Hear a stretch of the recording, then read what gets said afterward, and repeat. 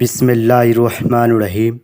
اللہ تعالیٰ کے نام سے شروع جو بڑا مہربان اور نہایت رحم کرنے والا ہے۔ ناظرین گرامی، آج کی ہماری اس ویڈیو کا موضوع ہے، ہزاروں سال پہلے کی بات ہے کہ جب ہر جگہ بادشاہی حکومت کیا کرتے تھے، ایک مرتبہ ایک بادشاہ اپنے ایک ملازم سردار سے ناراض ہو گیا اور اسے دربار سے نکال دیا اور حکم دیا گیا کہ تم دن رات اپنے گھر میں پڑے رہو، نہ کہیں باہر جا سکتے ہو اور نہ ہی کہیں کام کر سکتے ہو۔ یہ بظاہر معمولی حکم تھا، کیونکہ دن رات گھر میں پڑے رہنا، کچھ کام کاج نہ کرنا اور فارغ وقت گزارنا بہت مشکل ہوتا ہے۔ ویسے بھی ایک آدمی ایک ہی جگہ اور ایک قسم کے لوگوں میں رہتے رہتے گھبرا جاتا ہے، اور تو اور بہت وحشت ہوتی ہے، وقت کاٹنا دو بھر ہو جاتا ہے۔ چنانچہ اس کے ساتھ بھی ایسے ہی ہوا۔ وہ سارا دن پڑا رہتا گھر میں اور کوئی کام نہیں کر سکتا تھا۔ سردار بہت پریشان تھا، کیونکہ اس کے بچے کے پیٹ بھرنے کا سوال تھا۔ جب وہ گھر سے باہر قدم نہیں نکالے گا تو بیوی بچوں کو کھلائے گا کہاں سے؟ اتفاق سے کچھ دنوں کے بعد بادشاہ، وزیر اور شہزادے بلائے گئے۔ سردار کو ایک ترکیب سوچی تو اس کی آنکھیں چمک اٹھی۔ اس نے اپنی بیوی کو پڑوس میں ایک قیمتی جوڑا لانے کے لیے بھیجا۔ وہ پڑوس سے قیمتی جوڑا لے آئی۔ سردار نے مانگے قیمتی جوڑا، جلدی سے زیب تن کیا اور گھر سے نکل پڑا اور شان سے چلتا ہوا شادی دربار میں پہنچا۔ درباری سمجھے کہ کوئی معزز مہمان ہے، اسے لے جا کر بڑے ادب سے دوسرے بڑے لوگوں کے ساتھ کرسی پر بیٹھا دیا۔ سردار گردن اکڑا کر کرسی پر بیٹھ گیا۔ دربار شروع ہوا۔ جشن کی تمام رسمیں ادا کی گئی اور اس کے بعد دسترخوان پر اعلیٰ قسم کے کھانے رکھے گئے۔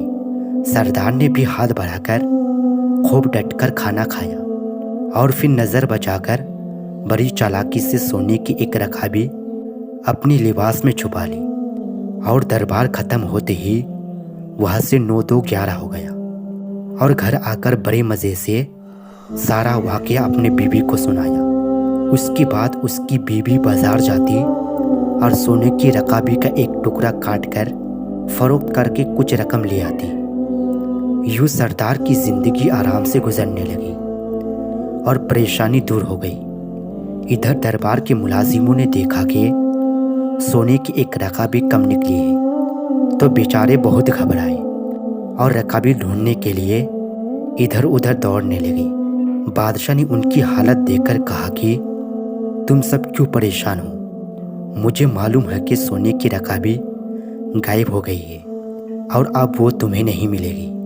مجھے یہ بھی معلوم ہے کہ وہ رکابی کس نے چرائی ہے۔ اگلے سال پھر جشن ہوا اور دربار مہمانوں سے بھر گیا۔ جشن کے اہتمام پر مہمانوں کو کھانا دیا گیا۔ سردار اس موقع پر بھی موجود تھا۔ کھانا کھانے کے بعد پھر اس نے نظر بچا کر بڑے اطمینان سے ایک سونے کی رکابی اپنے لباس میں چھپا لی۔ دربار ختم ہوئی تو مہمان جانے لگے تو سردار بھی محل کے دروازے سے باہر نکلنے لگا کہ اچانک بادشاہ سامنے آ گیا۔ بادشاہ کو دیکھ کر وہ بہت سٹ پٹایا اور گھبرا کر ادھر ادھر دیکھنے لگا۔ بادشاہ نے ہاتھ بڑھا کر اس کا ہاتھ پکڑا اور کہا کہ پچھلے سال کی رکابی ختم ہو گئی، جو پھر ایک اور رکابی لے جانا چاہتے ہو؟ یہ سنتے ہی سردار کے ہوش اڑ گئے اور خوف کے مارے کانپنے لگا۔ آخرکار بادشاہ کے قدموں پر گر پڑا اور کہنے لگا کہ حضور کے حکم کی تعمیل میں مجھے میرے گھر میں بند کر دیا گیا تھا۔ کئی مہینوں تک پریشان اور تنگ دست رہا، آخرکار مجبور ہو کر یہ نازیبہ حرکت کی۔ حضور مجھے معاف کر دے۔ بادشاہ کچھ دیر سوچتا رہا، پھر کہنے لگا کہ اچھا، ہم نے تمہیں معاف کیا اور تمہاری ملازمت بھی بحال کر دی۔ غلطی ہماری ہی تھی، ہم نے حکم ہی ایسا دیا تھا کہ آدمی بھوک اور تنگ دستی سے مجبور ہو کر چوری کرنے پر آمادہ ہو جاتا ہے۔ اگر ہم تمہیں گھر میں قید نہ کرواتے تو شاید تم ایسی حرکت کبھی نہ کرتے۔ جاؤ، اب ایسی حرکت نہ کرنا۔ چوری بہرحال بری حرکت ہے۔ بادشاہ اور سردار نے دونوں نے غلطی کی تھی۔ دونوں نے اپنی اپنی غلطی تسلیم کر لی اور ایک دوسرے کا آئندہ کے لیے عبرت حاصل ہو گئی۔